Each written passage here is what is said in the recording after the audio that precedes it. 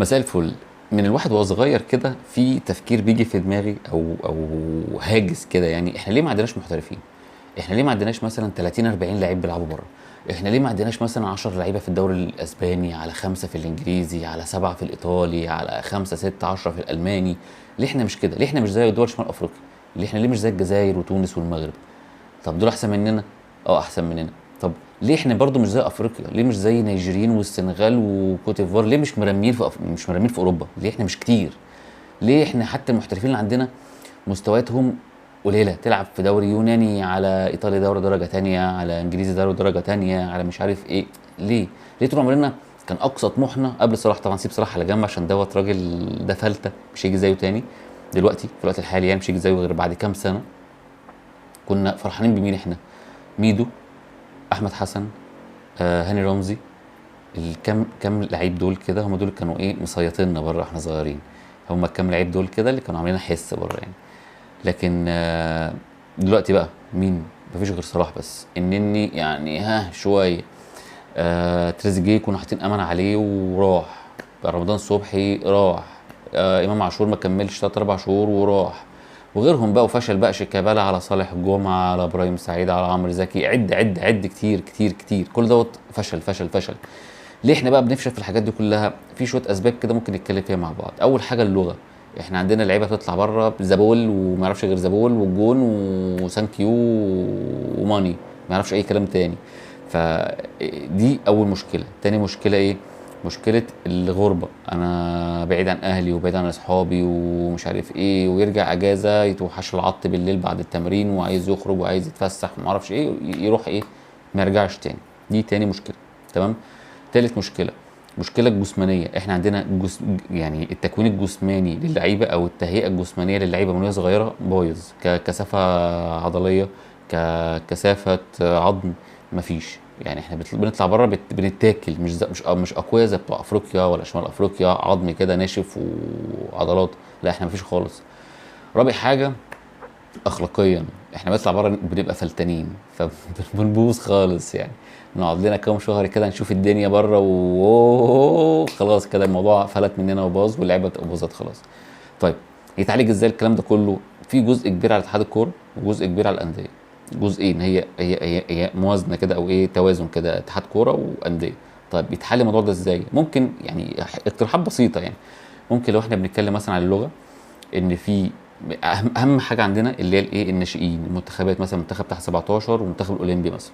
فممكن تعمل ايه؟ اي لعيبه في المحلي، الدوري طبعا المحلي عندنا، اي لعيبه اهلي زمالك بقى، مقاولين، بيراميدز، اي فرقه خالص يعني عايزه تأيد اللعيبه بتاعتها 16 سنه، ما يتأيدش غير لما يكون واخد كورس انجليزي. دي اقل حاجه. كورس انجليزي يعني ايه؟ اتحاد كوره مثلا يقول لك عندي مثلا 1 2 3 10 مراكز، دول اتعاملوا معاهم، دول بيطلعوا شهادات انا هوثقها عندي في اتحاد الكوره، تعتمد اللعيبه دي عندك ان انت خدت الكورسات دي، هايدها لك. غير كده مش هايد لك اللعيبه. اللعيب اللي مش هيجي لي بشهاده انجليزي مش هايده. وهدعمك يا سيدي، الكورسات دي بدل مثلا المستوى ب 1000 جنيه هديلك ب 500.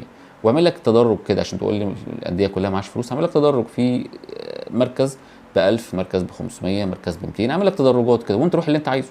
بس اهم حاجه اللعيبه تنجح وتبقى واخده ايه، الشهاده قبل ما تدخل تتأيد في ال 16 سنه، تبقى واخده الشهاده دي. بعد كده خلصنا موضوع اللغه.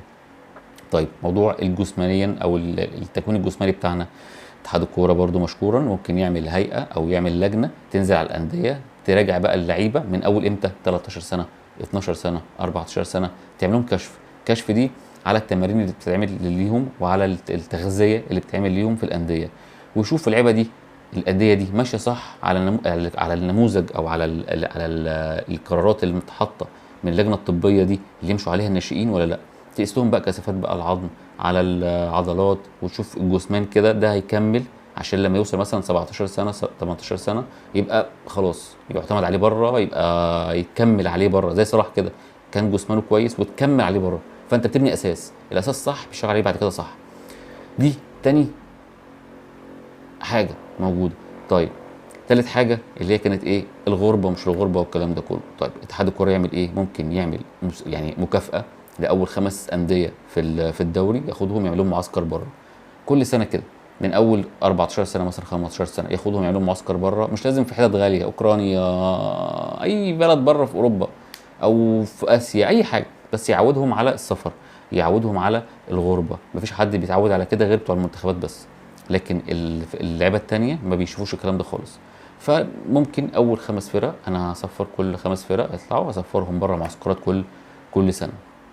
كده خلصنا الجزء التالت. الجزء الاخلاقي ده راجع للبيت، يعني ده راجع للبيت والمدرسه، هم دول ثقافه ناس بقى، تربيه البيت وتربيه المدرسه هو دوت اللي يمشوا عليه. لو اعتقد يعني لو مشينا على الخطوات دي كمان 7 8 10 سنين هتلاقي عندك 30 50 لعيب بره. انت لو طلعت كل سنه 20 30 لعيب بره، خلاص هيرجع لك منهم قد ايه؟ 20 30 هيرجع لك منهم 20 هيفشلوا، هيبقى 10 هيكملوا. كل سنه لو 10 كملوا مع 10 كملوا في 10 كملوا، هتبص عندك المنتخب الاول بتاعك فيه مثلا 30 40 لعيب محترف بره، تقعد تنقي براحتك وتشوف الاصلح ليك وتجيب. هتلاقي المنتخب الاولمبي نفس الموضوع، هتعرف توصل كاس عالم، هتعرف تنافس كاس عالم، هتعرف تعمل خطط ليك، عندك مستوى الدوري عندك هيعلى. ما انت طول ما انت عندك لعيبه بثقافات بجسمانيا بحاجات دي كلها، مستوى الدوري عندك هيعلى. وتقول لي اتحاد الكوره ايه بقى اللي هيكسبه الموضوع ده كله؟ ممكن اتحاد الكوره يعمل ان اي عقد احتراف لناشئ لازم يتمرر على اتحاد الكوره الاول، يعني ما يروحش النادي على طول عشان ما يقعدش يرفض يرفض يرفض يرفض يرفض.